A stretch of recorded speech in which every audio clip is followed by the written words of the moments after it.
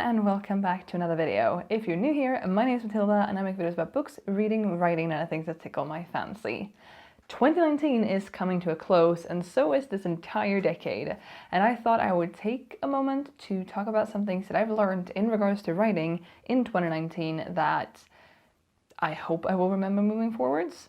Some of these things are kind of new to me and some of them I have learned in the past, forgotten or ignored, and then had to relearn. So without further ado, let's get into it.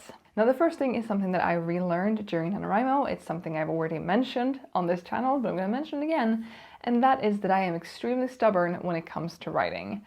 I keep relearning this roughly every November when I do big actual NaNoWriMo, and then I just forget and don't really do anything with that information. Basically, November is always a rough year for one reason or another. You'll have exams, you'll have family, you'll be sick, there's gonna be dreary, dark, cold weather outside, or a whole slew of other things, and something is bound to go wrong no matter how meticulously you've planned it, and that's not just for NaNoWriMo in November, that's for, every month, every day of every year, always. But I have not lost NaNoWriMo since 2009, which was my first year participating. I have won every year since. And the whole reason behind that is not that I've done, meticulous planning and everything worked out, the month was great. No, it's because I'm extremely stubborn.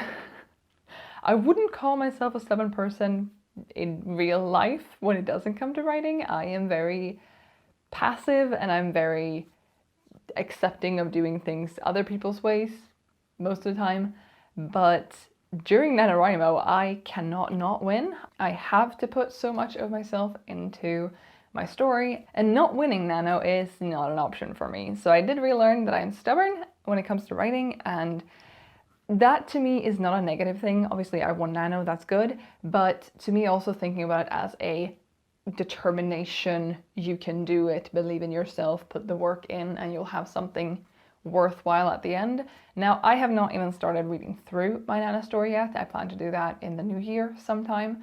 So the whole thing might be trash, but I don't think it is. And even if it is, I dedicated a lot of time to writing it and it was worth it. And I learned a lot of smaller lessons along the way as well when it comes to writing and style and dialogue and all those kinds of things, because you always learn something new from every story you write. And I guess that leads us into the next point, which is that you learn something from everything you write. Maybe not every text or every Facebook status or Instagram post, but you will learn and discover new things about yourself, about your preferences, about your writing style, and so on through writing. At least I believe that. And I believe that's true regardless if it's a short story or a poem or a novel or a 16-book series.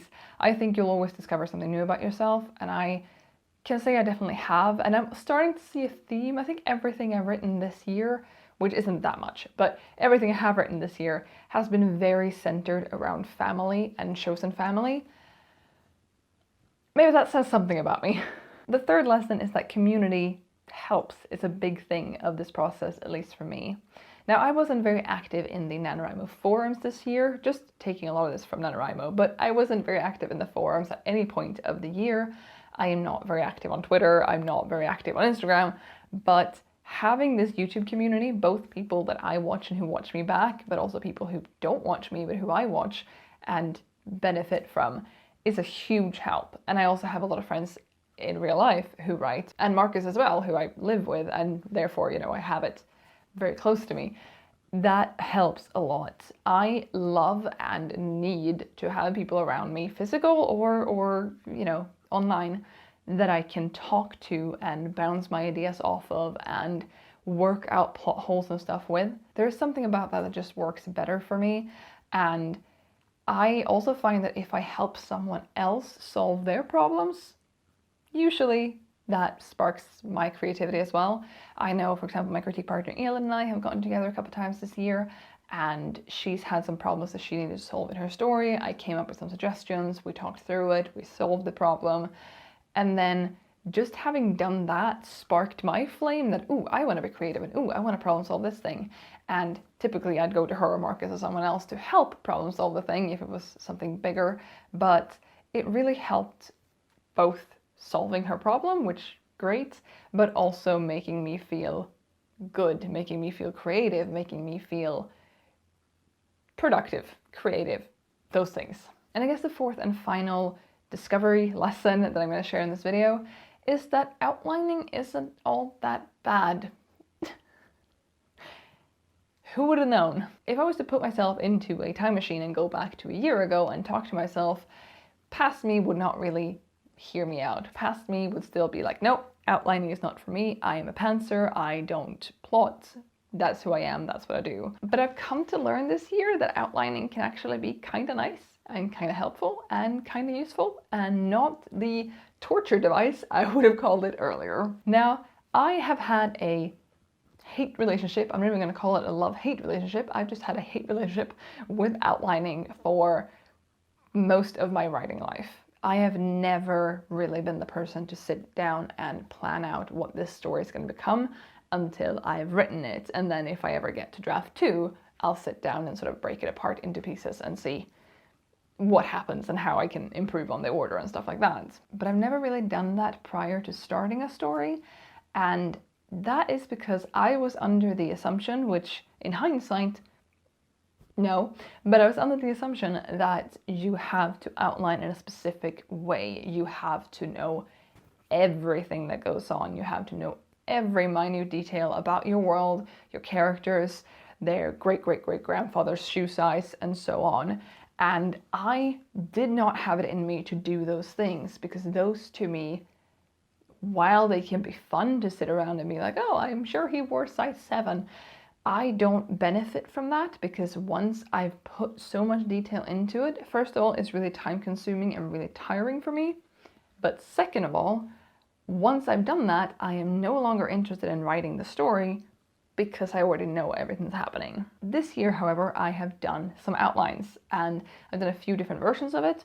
For April and the Fools that I wrote this summer, I basically just I had a vague overarching plot idea, but then I grabbed some post-it notes, stuck them on a board, and just put them in order for little things that were going to happen. For the first witch story, and now working on the second witch story, I am following the 3-act 9-block 27th chapter method. I'll have a link down below. And for my Christmas stories, I'm doing something similar to what I did with April and the Fools. I'm not following story beats. There's not like, oh, this is the climax and this is the first twist and this is that. I'm just putting post-its of things I want to happen in what order I want them to happen, keeping it for the most part very vague, and then I will discover exactly how things go down when I write it, and same for the witch stories. And I guess that puts me in some sort of middle point between plotting and pantsing, so I guess I'm now a plantser.